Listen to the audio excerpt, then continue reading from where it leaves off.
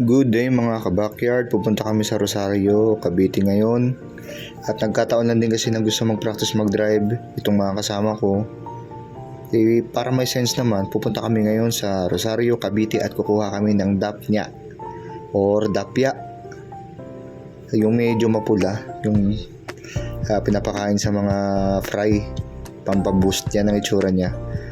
At ito ang aming driver na si Jan. Tingnan mo. Pahinto-hinto kami at matikan pa kami mabangga. Pero kayang-kaya naman niya mag-drive.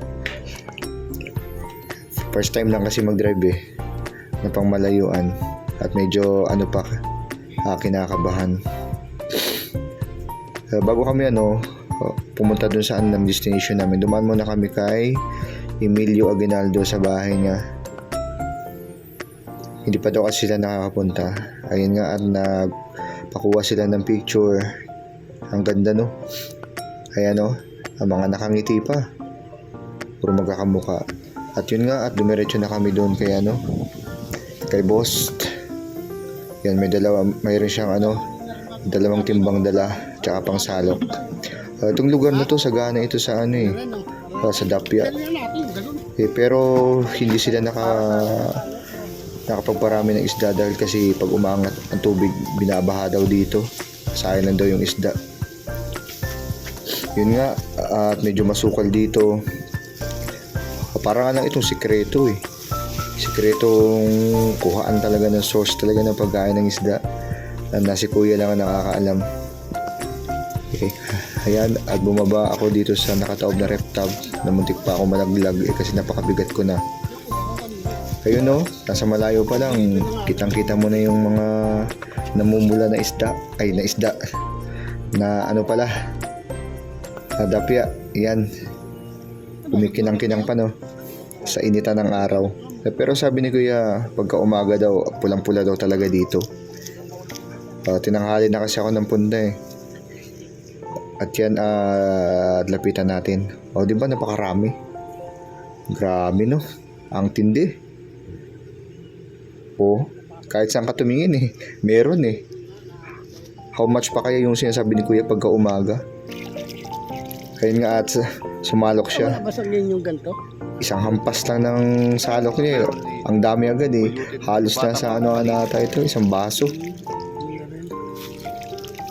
Grabe. Nakakaingit tong lugar na to. Kaya yun nga at isinali niya sa tubig para medyo malinis pa siya. Parang bagoong sa sobrang dami. Mangga na lang yung kulang Nilalagay niyo lang sa plastic to. Kaya na sinasala pa ni kuya. Grabe napakarami. After namin magkuha, umuwi na rin kami dahil hapunin na rin kami. Tsaka sa Manila, kahit weekend ang traffic pa rin. Ang dami diba? Parang bagoong sa dami. Nilagyan rin namin ng ice yan, yung niya pinaglagyan niya para fresh pa rin siya kahit mamatay. Namamatay din kasi ito nilagyan ko ng ice yung Wilkins na yan. At ito nga umuwi na kami sa bahay namin